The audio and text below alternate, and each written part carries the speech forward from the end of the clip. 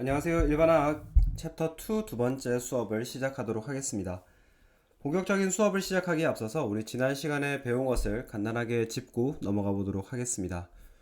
우리가 이제 원소라고 하는 개념에 대해서 배웠고, 그리고 그 원소들을 어떤 특정한 기준에 따라서 배열을 하면은 비슷한 화학적 성질을 가지는 것들끼리 모이게 되는 게 있다고 했었죠. 그래서 그게 이제 주기율표가 되겠습니다. 그리고 현대의 물질론의 가장 근간을 이루는 원자론을 지지하는 증거들, 질량 보존 법칙, 일정 성분비의 법칙, 배수 비례의 법칙, 이렇게 세 개를 우리가 공부를 했었고, 그리고 이 세 개를 바탕으로 등장하게 된 돌턴의 원자론에 대해서도 이야기를 하였습니다. 돌턴의 원자론에는 다양한 내용들이 나오는데, 가장 중요한 것은 모든 물질들은 더 이상 나눌 수 없는 가장 작은 입자인 원자로 구성되어 있다. 그런 것들을 꼭 기억을 해 두시고. 근데 이제 사실은 원자가 더 갈라질 수 있었죠. 그래서 J.J. 톰슨의 음극선 실험을 통해서 전자가 발견이 되었고, 로버트 밀리칸의 기름방울 실험을 통해서 우리가 전자의 질량과 전자의 전하량을 결정을 할 수 있었습니다. 이를 바탕으로 톰슨은 플럼 푸딩 모형을 제안을 하였는데요. 그 후에 수행된 러더퍼드에 의해 수행된 알파 입자 산란 실험을 통해서 양성자라고 하는 원자 핵의 존재가 발견됨으로써 행성 모형으로 대처가 되었습니다. 그리고 체드윅에 의해서 전하를 띠지는 않지만은 질량은 양성자와 비슷한 중성자가 발견이 되었죠.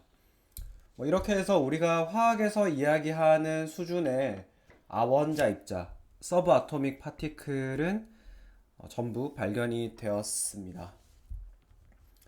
이런 것들을 바탕으로 우리가 이제 오늘은 몰수와 관련된 개념들, 그리고 이온 결합 화합물의 명명법, 이런 것까지 조금 해보도록 하겠습니다. 챕터 2.8인데요. 2.8은 원자 번호가 되겠습니다.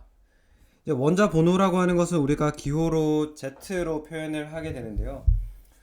결국에는 많은 과학자들이 원소들이 하나의 원소가 다른 원소와 다르게 특징된 성질을 가지게 하는 근본적인 이유가 무엇인가, 그거를 탐구를 하였는데, 그 결과로 알게 된 것이 우리가 바로 각각의 원자들이 가지고 있는 양성자 숫자가 다르다라는 것을 확인을 하였습니다. 그래서 이 양성자의 숫자를 우리가 원자 번호 Z로 약속을 한 것이고요. 그리고 이제 비슷하다고 하면 안 되겠군요. 질량수 A라고 하는 개념도 우리가 사용을 하게 되는데요. 여기서 말하는 질량수라고 하는 것은 원자에서 유의미하게 질량을 나타내는 것들의 개수의 합이라고 생각을 하면 되겠습니다.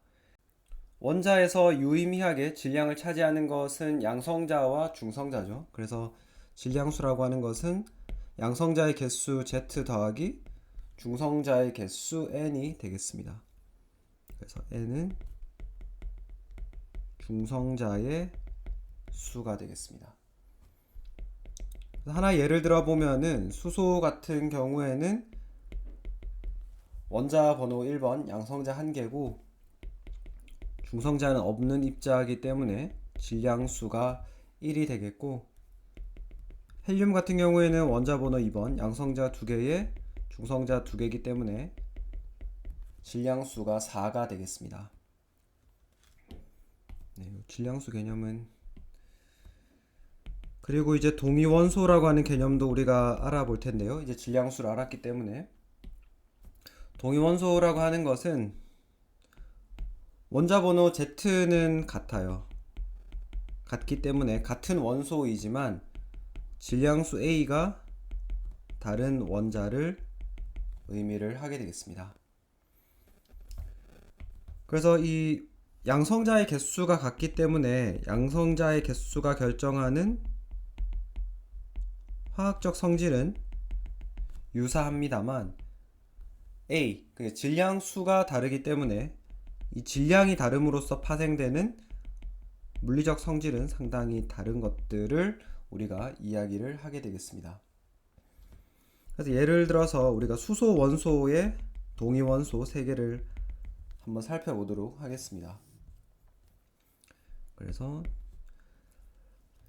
양성자의 숫자, 중성자의 숫자, 그 다음 질량수, 이렇게 해서 수소 원소에는 프루튬이라는 것이 있고요.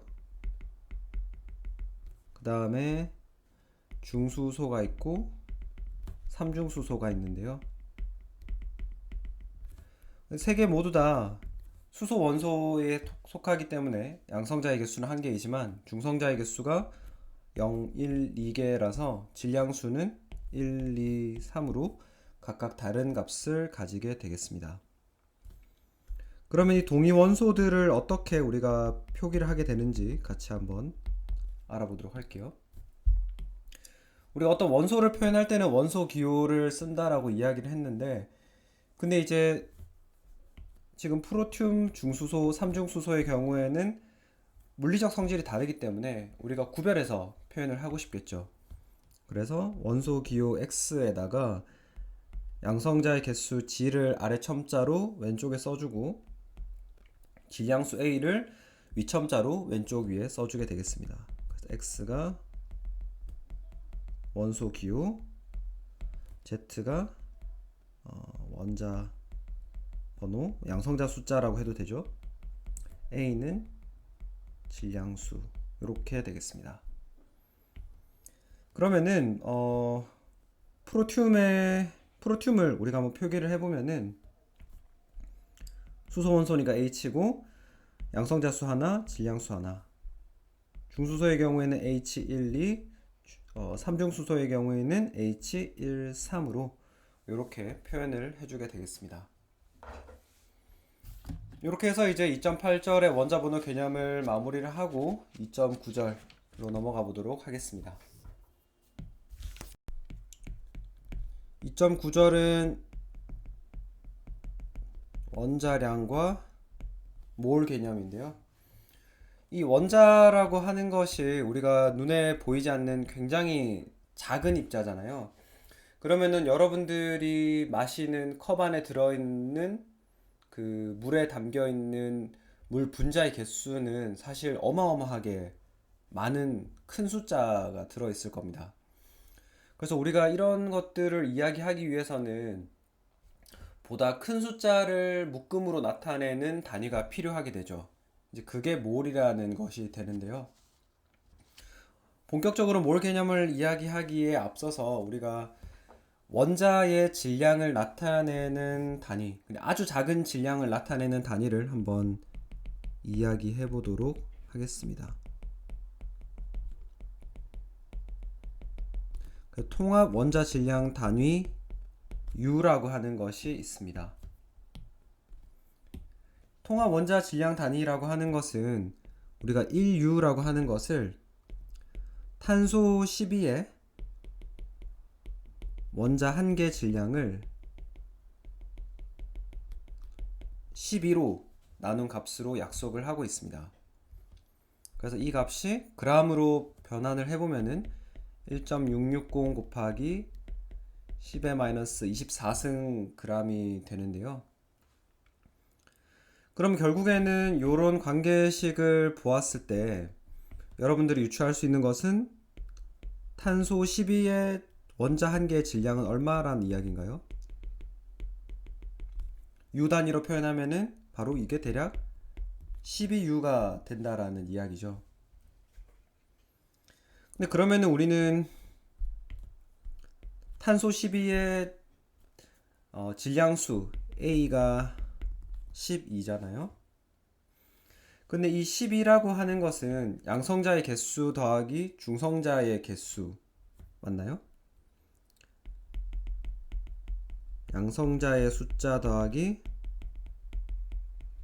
중성자의 수가 10이라는 이야기고, 근데 또 우리가 한 가지 알고 있는 것은 양성자의 질량과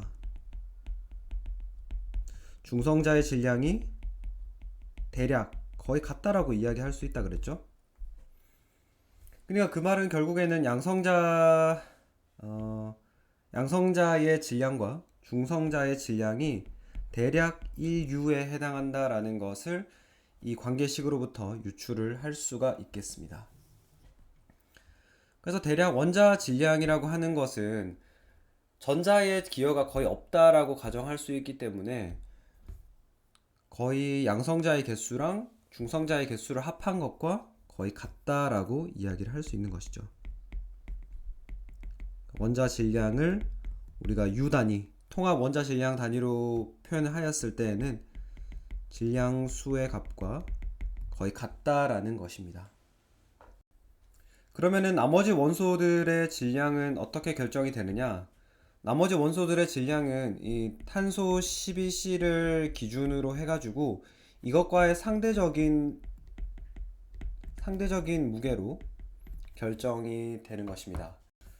이렇게 이야기를 할 수 있고요. 그 다음에 우리가 근데 여러분들이 주기율표 같은 것을 보시면은 탄소 원자의 질량이 12로 나타나 있는 것이 아니라 뭐 12.011 이렇게 나와 있는 것을 확인할 수가 있을 겁니다.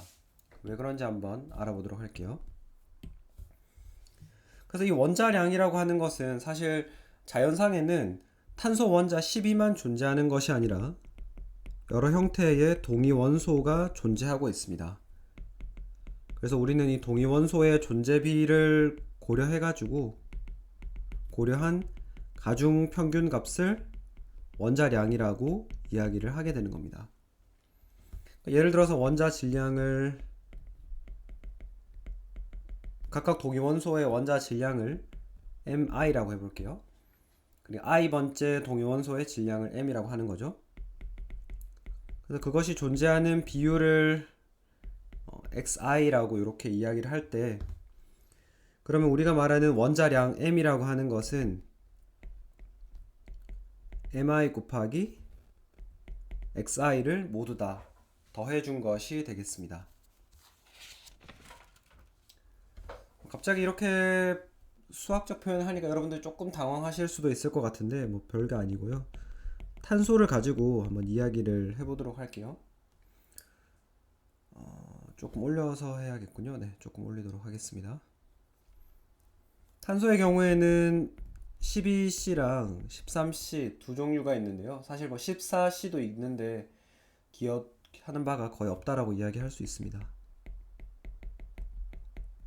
질량을 U 단위로 표현했을 때 얘는 정확하게 12U인데 13C의 경우에는 13.0034라고 이야기할 수 있습니다.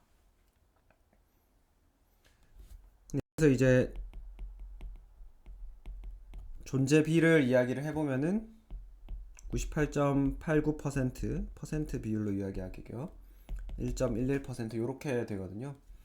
그럼 탄소 원자의 원자량이라고 하는 것은 12 곱하기 100분의 98.89 더하기 13.0034 곱하기 존재비 100분의 1.11 이렇게 해서 계산하면은 여러분들이 주기율표 상에서 볼 수 있는 12.011이라는 값이 얻어지게 되겠습니다.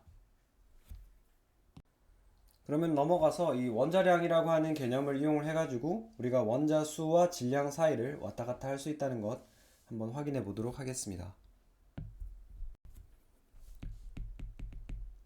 원자의 수와 질량 사이에 환산인자로서의 원자량 개념.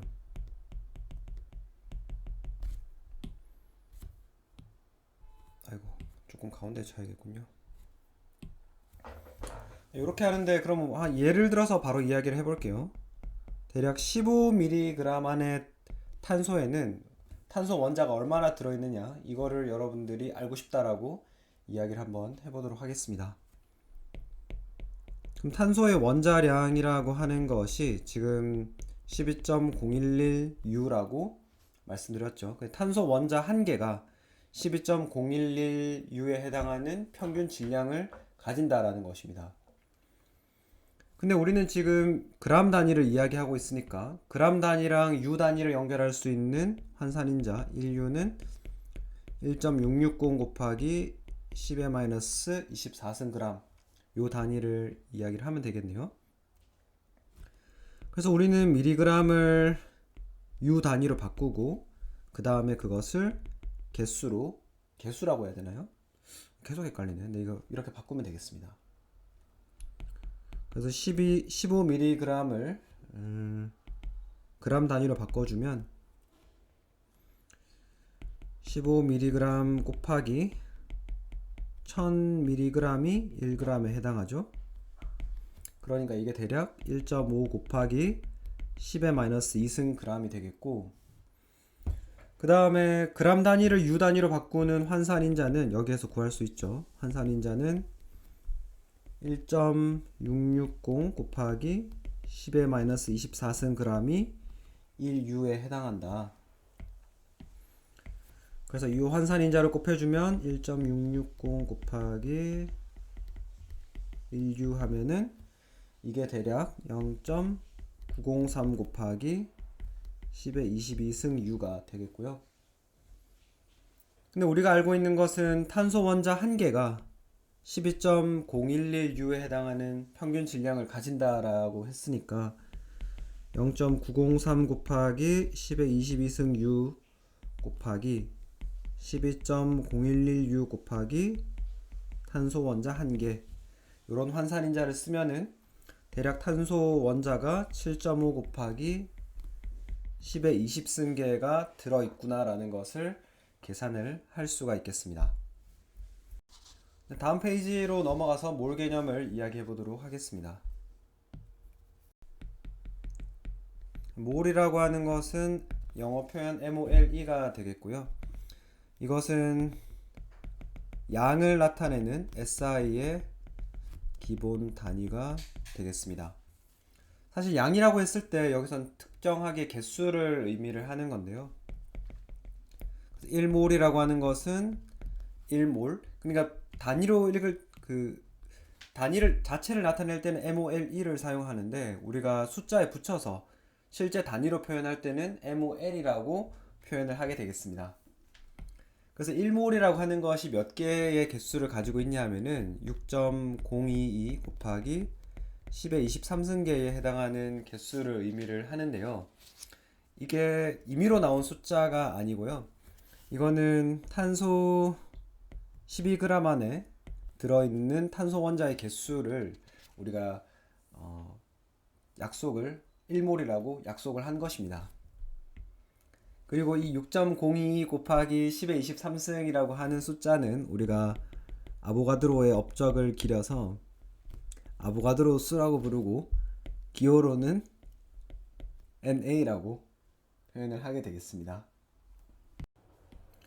그리고 이제 우리가 몰 질량이라고 하는 표현을 앞으로 많이 사용하게 될 텐데요. 이 몰 질량이라고 하는 것은 아주 간단하게 그냥 어떤 물질이든 상관없어요. 어떤 물질이 1몰이 있을 때 그 1몰의 질량을 그램 단위로 표현한 것을 우리가 몰 질량이라고 이야기를 하게 되겠습니다. 앞에서 이야기했던 원자량도 우리가 원자의 몰 질량으로 확장을 할 수가 있는 것이죠. 그리고 우리 책에는 사실 그 부분이 조금 빠져 있는데요. 우리가 원자량이라고 이야기했을 때 탄소 원자량이 12.011U라고 말씀을 드렸잖아요. 그럼 탄소 원자 12를 빼야 되겠군요. 네.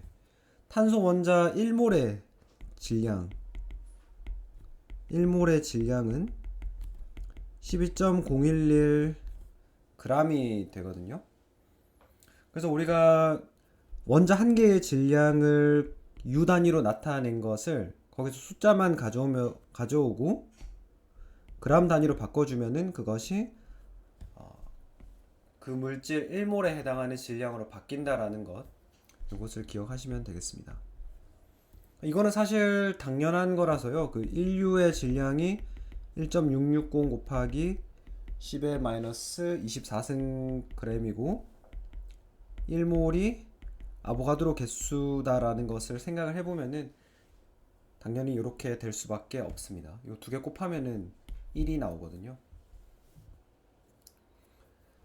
네, 그렇게 하고 예제 2.6으로 넘어가겠습니다.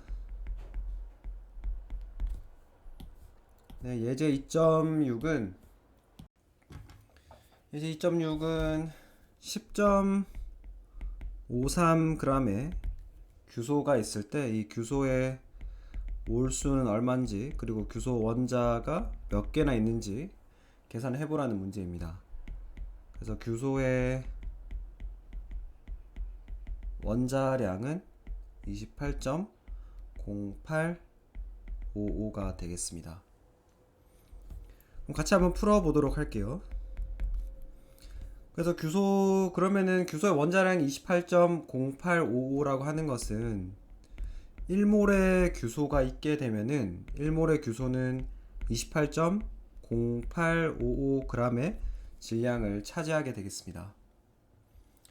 그러면 우리가 이것을 몰수로 바꾸는 것은 뭐 간단하죠. 그 10.53g이 몇 몰에 해당하는지를 하려면은 10.53g을 그람과 몰수를 연결하는 환산인자 28.0855 그람 곱하기 1몰의 규소 이렇게 해서 계산해 주면은 0.3749 몰 규소 이렇게 되겠습니다.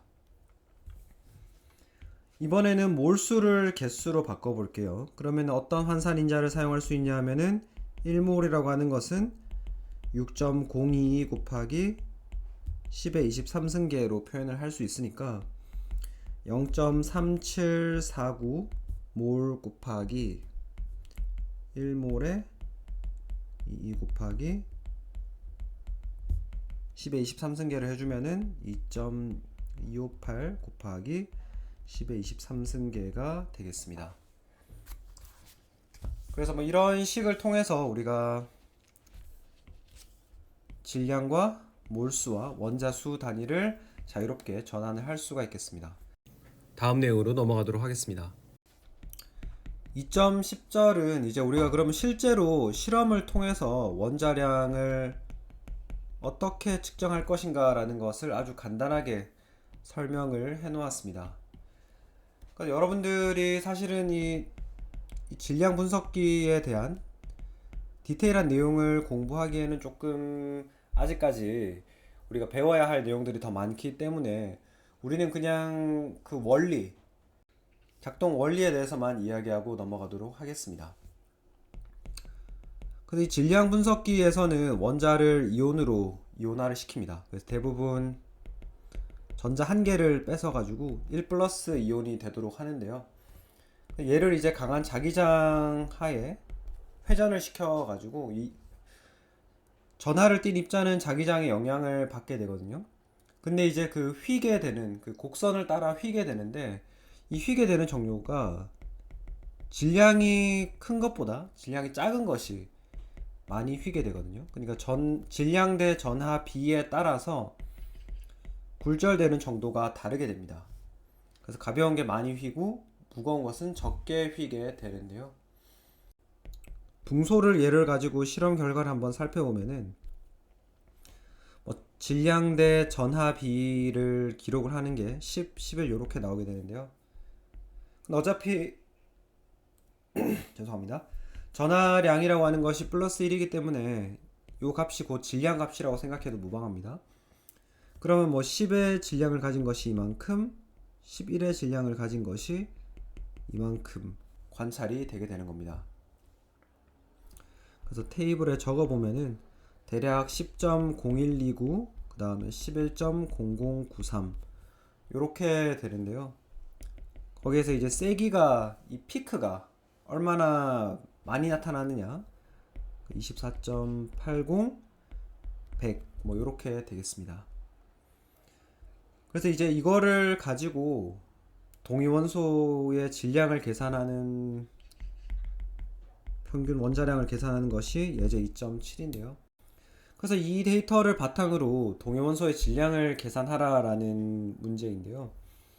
근데 이제 여러분들 중에서 이거를 보고 이 세기라고 하는 것이 상대적인 존재 비율이니까 그냥 이 값들을 곱해서 더하면 되겠구나라고 생각하시는 분들이 있을 수도 있어요. 근데 그렇게 했을 때 문제는 이 세기 신호 자체가 제일 많이 나오는 거를 임의로 그냥 100으로 잡아버리기 때문에 이걸 다 더해버리면 100이 아니라 124.8, 100을 초과해버리죠. 그렇기 때문에 평균을 낼 때 이런 식으로 정규화라고 하는 조금 수학적인 용어인데 보정이 안 들어가는 겁니다. 그래서 여러분이 하셔야 되는 거는 이런 걸 하셔야 돼요. 그래서 이거를 상대적인 존재 비율로 바꿔주셔야 되는데요. 그래서 24.80 나누기 전체가 124.80이에요. 그죠? 이렇게 해서 얘는 상대적 존재 비율이 0.1987. 100이라고 세기가 나왔던 거는 사실은 0.8013 이런 식으로 보정을 해준 다음에 붕소의 원자량을 계산을 하셔야겠죠.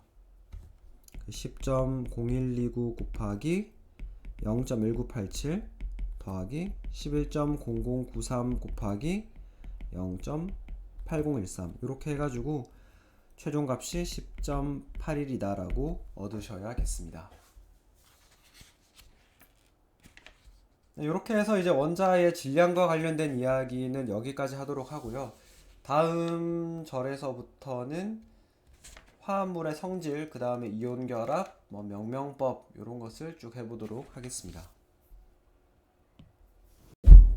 네, 2.11절은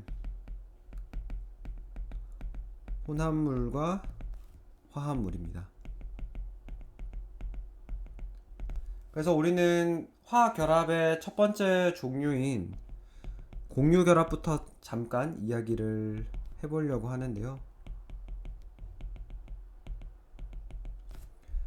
그래서 아이고 이 색깔이 아니죠. 노란색으로 칠하겠습니다. 그래서 분자의 개념은 사실 나중에 좀 더 자세하게 배우겠습니다만은 지금 먼저 간단하게 맛만 보도록 할게요. 그래서 혼합물과 화합물이 등장했으니까 우리가 이것들을 분류하는 방법에 대해서 간단하게 짚고 넘어가도록 할게요. 그래서 어떤 물질이라고 하는 것이 존재를 할 텐데 그 물질은 반드시 혼합물이거나 화합물로 나눌 수가 있습니다. 어떤 질문을 따른 거냐 하면은 우리가 이 물질이라고 하는 것을 물리적 과정을 통해서 분리가 가능한가? 라는 질문에 대해서 만약에 그렇다라고 하면은 혼합물이고 물리적 과정을 통해서는 더 이상 분리할 수가 없다라고 하면 화합물. 아이고 죄송합니다. 제가 여기 화합물이 아니라 순물질이죠. 그죠? 죄송합니다. 그러면 혼합물은 더 이상 더 분리가 가능한 것, 그러니까 소금물 같은 것들. 소금물은 끓이면은 물과 소금으로 분리가 되죠. 순물질인 물은 아무리 우리가 가열을 하거나 망치로 깨도 순물질 상태로 남아있게 되겠습니다. 순물질을 다시 한번 나누는 기준은 원소와 화합물이 되겠는데요. 여기에서 하게 되는 질문은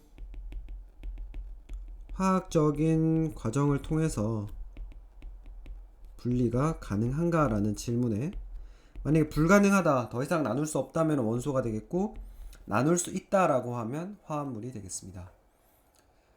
그래서 물이라고 하는 순물질을 화학적인 과정, 전기분해 같은 거를 통해서 수소와 산소로 나눌 수 있으니까 물은 화합물로 분류할 수 있는 것이고, 수소기체와 산소기체 같은 것들은 화학적 과정을 통해서 더 세부된 물질로 나눌 수 없기 때문에 우리가 원소라고 이야기를 할 수 있겠습니다. 아무튼 이렇게 하고 화합물에 대해서 조금 이야기를 해보면은, 이 화합물이라고 하는 것은 여러 다른 원소의 원자들이 어떤 특정한 방법으로 결합하고 있는 상태를 우리가 화합물이라고 부릅니다. 그래서 이 화합물들이라고 하는 것은 본인을 구성하고 있는 구성 원소의 성질과는 완전히 다른 새로운 물질이 되는 것입니다. 예를 들어서 물 분자는 H2O의 분자식을 가지고 있는데요. 이것을 구성하고 있는 수소기체와 산소기체의 성질과 물 분자의 성질과는 아무런 연관성이 없는 것이죠. 그거를 기억을 하시면 되고, 그럼 여기서 말하는 이 화합물을 이루는 결합 양식이 무엇이냐? 이 화학 결합을 한번 살펴보면은, 화학 결합을 먼저 통칭해서 이야기를 할 때에 우리가 말하는 화학 결합은 어떤 서로 다른 원자핵,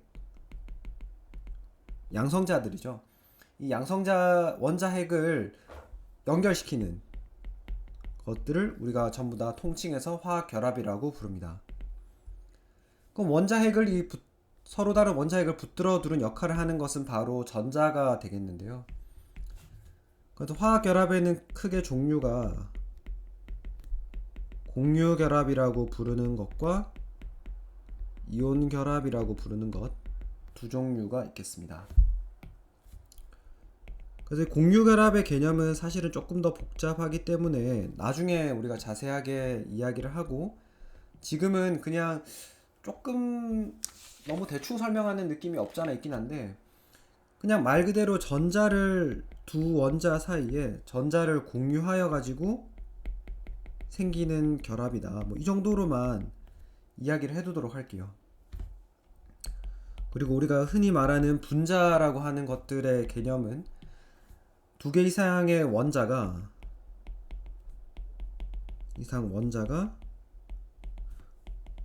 공유 결합에 의해서 만들어진 물질을 공유 결합에 의해서 결합된 물질. 약간 표현이 약간 중복돼서 어색하긴 한데, 그래도 잘 여러분들이 무리 없이 받아들이실 수 있을 거라 생각합니다. 네.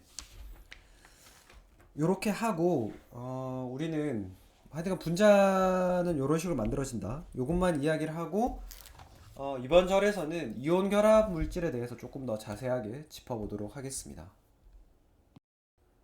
네, 2.12절은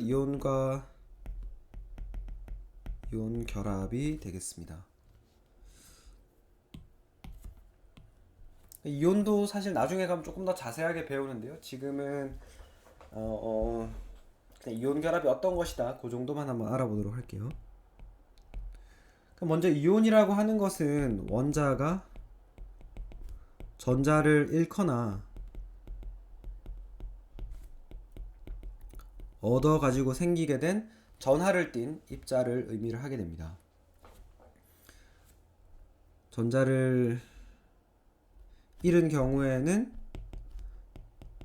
양전하를 띌 거기 때문에 우리가 양이온이라 그러고, 전자를 추가로 얻으면은 음전하를 띌 것이기 때문에 음이온이라고 부르게 됩니다. 그러면 이온 결합이라고 하는 것은 무엇이냐? 보면은 지금 이온들이 양이온이 되거나 음이온이 되거나 어쨌든 양이온, 음이온이 존재하니까 이 양이온과 음이온 사이에 어떤 힘이 존재하나요? 네, 그렇습니다. 바로 정전기적인 인력이 존재하게 될 겁니다. 그죠? 플러스랑 마이너스를 띠는 입자들 사이에는 쿨롬 힘이 작용하게 되죠. 그렇게 해서 붙어 있게 되는 그런 물질들을 이야기를 하고, 대표적으로 우리가 알고 있는 이온 결합 화합물인 NaCl을 어떻게 만들어지는지 한번 살펴보도록 하겠습니다.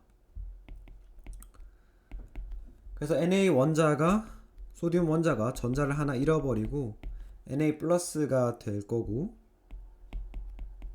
염소 기체 원자가 기체 분자라고 해야겠군요. 기체 분자가 전자를 하나 얻어서 염화 이온이 이렇게 될 겁니다. 그러면 이 두 개를 더하게 되면은 결국에는 Na+, Cl-가 만나가지고 NaCl이 형성된다라는 것을 알 수가 있는 거죠. 그래서 사실 우리 책이 8판으로 개정되기 전만 해도 그냥 이런 설명으로 끝나가지고 좀 많은 학생들이 NaCl이라고 하면은 NA 원자 한 개랑 Cl 원자 한 개가 만나가지고 양이온, 음이온이 된 다음에 이렇게 분자처럼 이렇게 되는구나라고 많이 생각을 해요. 근데 다행스럽게도 우리 책에 이제 이런 부분 오해를 좀 해소할 수 있는 설명이 포함이 되었는데요. 그 이온성 화합물들은 이런 단분자 상태로 존재하는 게 아니에요. 무슨 말이냐면 Na 한 개, Cl 한 개 이렇게 만난 상태로 있는 것이 아니라 우리 책에 있는 그림 2.15를 보시면 되는데요. 영상 수업에는 우리가 교재를 사용할 수가 없어서 제가 손으로 그린 그림들을 보도록 하겠습니다. 이런 식으로 있을 때 좀 더 격자를 촘촘하게 그려볼게요.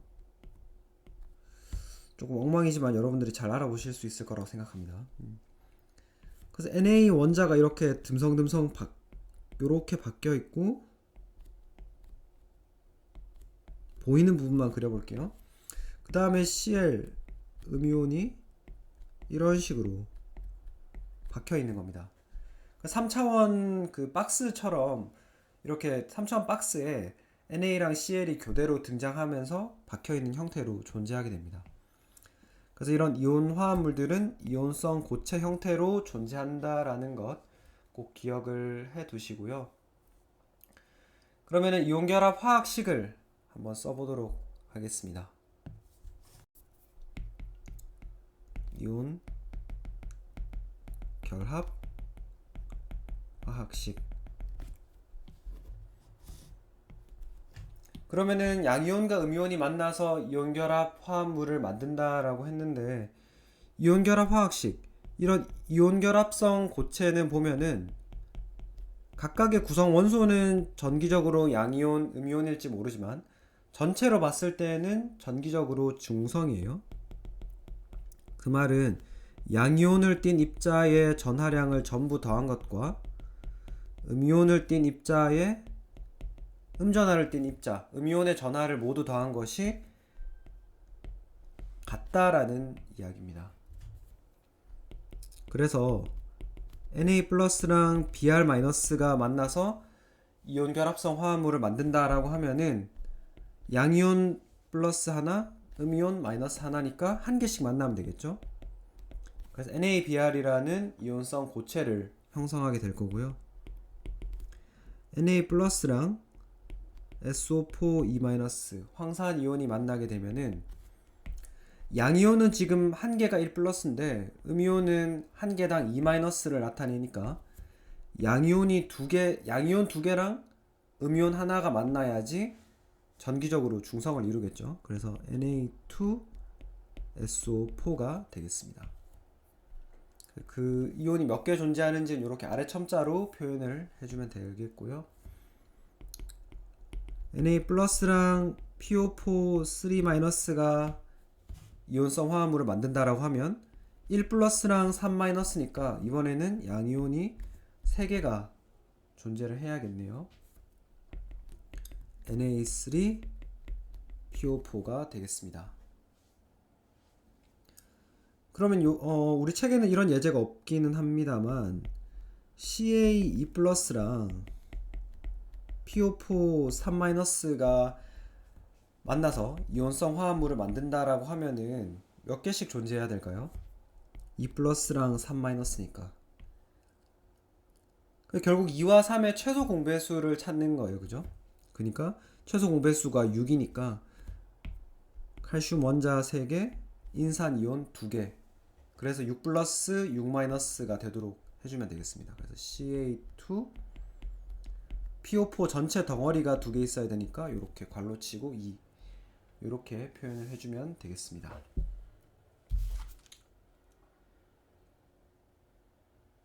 그리고 넘어가서 이온성 이제 화합물의 명명법 전체 한번 짚어보고 마치도록 하겠습니다. 2.13은 이제 화합물의 명명법인데요.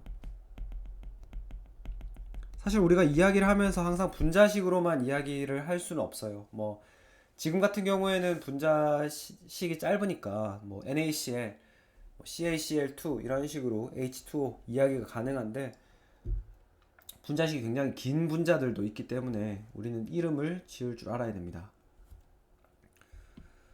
그래서 우리 책에 조금 빠진 부분부터 하고 넘어가도록 하면은, 이제 이온 화합물부터 해볼 텐데요. 그 단원자 이온의 명명법부터 한번 해보도록 하겠습니다.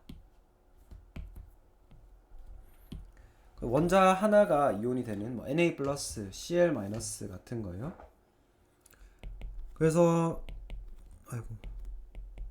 먼저 주족 원소들의 경우부터 한번 보도록 할게요. 주족 원소의 경우에는 우리가 그 원소가 몇 번인지, 몇 쪽에 속하는지만 알면은 전하량을 결정을 할 수 있습니다.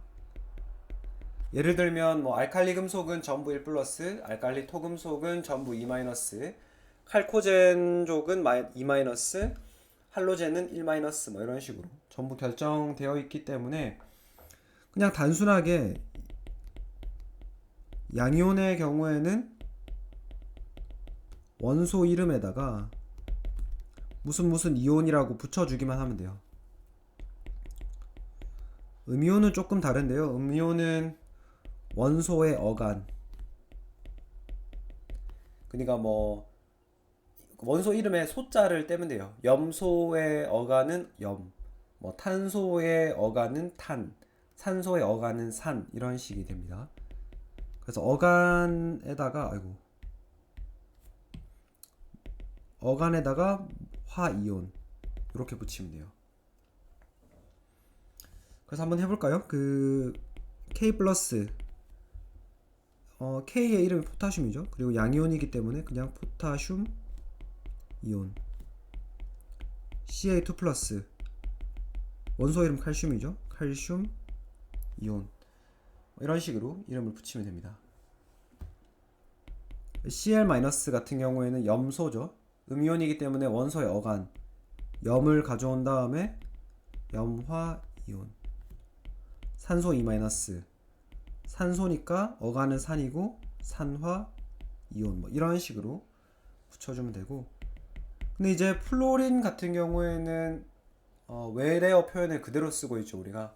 그렇기 때문에 여기는 어간이라는 것이 따로 없어서 플루오린 그대로 쓴 다음에 화이온 이렇게 해주면 되겠습니다. 그리고 근데 이제 주족 원소의 경우에는 족번호가 결정되면 전하가 바로 알려지기 때문에 굳이 우리가 전하량을 표기하는 것에 대한 문제가 없었는데, 이 전이금속의 경우에는 하나의 원소가 두 종류 이상의 이온을 만들기도 해요. 철 같은 경우 이렇게 2+랑 3+를 만드니까 이거를 구별해주기 위해서 우리가 로마자를 원소 이름 옆에다 이렇게 쓰고 이온, 철 몇 가 이온인지를 로마자로 표현을 해주게 되겠습니다. 이렇게 하고 이제 그러면은 이온성 화합물의 이름을 한번 결정을 해볼게요. 그래서 성분이 두 개밖에 없는 이성분 이온 결합. 제가 이거 수업이 끝으로 갈수록 팔에 힘이 빠져가지고 글자가 너무 엉망이 되는데 죄송합니다. 여러분들이 이해를 해주시고, 제가 말로 표현하니까 대충 어떤 글씨인지는 다들 아실 거예요. 그래서 이성분 이온결합 화합물의 이름을 결정을 할 때에는 음이온 이름에다가 양이온 이름을 써주는데, 이 과정에서 양이온이든 음이온이든 이름에 들어가는 이온이라는 표현을 삭제를 해주면 되겠습니다. AlCl3 이 경우에는 알루미늄 3+랑 Cl-가 만난 거죠. 그러니까 알루미늄 이온, 염화 이온, 요렇게 되잖아요. 그러면은 음이온 이름부터 읽어봅시다. 음이온 이름이 염화 이온인데 이온을 떼버린다고 했죠. 그 염화. 알루미늄 3 플러스가 알루미늄 이온이니까 거기에서 이온을 떼면 염화 알루미늄 뭐 이런 식으로 이름이 결정이 되겠죠. 그 다음에 CA BR2를 해볼까요? CA 2 플러스랑 BR 마이너스니까 역시 BR 마이너스 이름이 브로민화 이온이죠. 그러니까 브로민화 양이온 이름 칼슘 뭐 이런 식으로 읽으면 되겠습니다. 네, 이제 뭐 단원자 이온, 이성분 이온 결합 화합물 이름은 결정을 해봤고 그 다원자 이온의 명명법까지 한번 해보도록 할게요.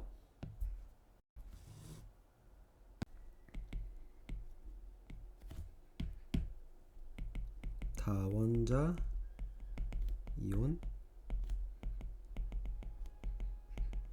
명명법.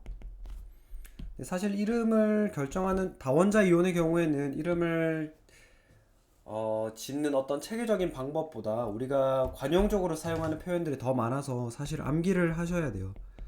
물론 시험 문제에 뭐 이거를 제가 이름을 암기한 걸 써라 이런 거를 하진 않겠지만은 여러분들이 그래도 이런 관련 지식을 좀 쌓으시려면은 많이 노출돼서 서서히 암기를 하는 수밖에 없습니다. NH4는 암모늄 이온, CH3COO 마이너스는 아세트산 이온, 그 다음에 OH 마이너스는 수산화 이온, SO4E 마이너스는 황산 이온, CO3E 마이너스는 탄산 이온, PO4 3-는 인산이온, CN-는 사이안화 이온 뭐 이런 게 있다라는 것 정도를 우리가 알아두도록 하겠습니다. 이제 진짜 우리 수업의 마지막 내용인데요. 이제 이온성 화합물을 했으니까 분자성 화합물의 명명법을 해보도록 하겠습니다. 이거는 조금 더 쉬운데요. 두 번째 원소의 어간에다가 화를 붙인 다음에 첫 번째 원소 이름을 그대로 써주면 되겠습니다. 예를 들자면은 HF인데요. 두 번째 원소 이름이 플루오린이잖아요. 플루오린화. 첫 번째 원소는 수소죠. 플루오린화 수소. 뭐 HCl 같으면은 두 번째 원소의 어간이 염이잖아요. 염화 수소. 이렇게 되는 거죠. 네네. 진짜 마지막인데요. 네. 근데 이제 원자 수를 표기해야 되는 경우가 생깁니다. 어떤 경우냐 하면은 우리가 분자식이 CO인 녀석이랑 CO2란 녀석을 지금 요 위에 적혀져 있는 이름 방법대로 해보면은 둘 다 산화탄소예요. 맞나요? 산화탄소. 구별할 수가 없죠. 그래서 우리가 원자 숫자를 표기해서 이 둘을 구별을 해줘야 되는데요. 다만 첫 번째 원소가 한 개 있을 때에는 그 개수를 표현할 필요가 없습니다. 이렇게 되는 거예요. CO의 경우에는 일단은 산화긴 산화죠. 근데 지금 한 개 있으니까 1산화, 그 다음에 탄소 한 개 있죠. 근데 첫 번째 원소는 한 개 있을 때는 이름을 그 개수를 붙일 필요가 없다라고 했죠. 그래서 일산화탄소. 그럼 CO2는 어떤가요? 산화긴 산화인데 2가 붙어 있으니까 이산화탄소. 마지막으로 PCl3 같은 경우에는 CL이니까 염화하긴 한데 3개가 있으니까 3염화인. 이런 식으로 이름을 붙이게 됩니다. 뭐 하나만 더 해볼까요?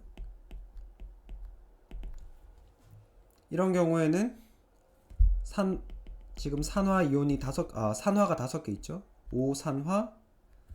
근데 첫 번째 원소도 이번에는 2개 있으니까 5산화 2질소. 뭐 이런 식으로 이름을 붙이게 되겠습니다.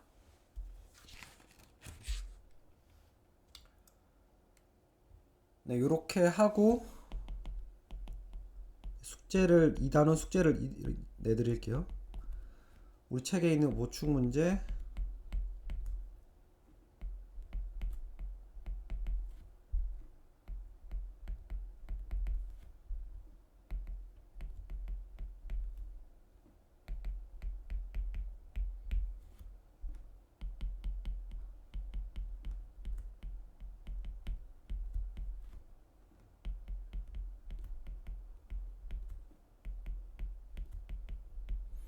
이렇게 풀어서 LMS 앱 숙제 제출함에 제출하시면 되겠습니다.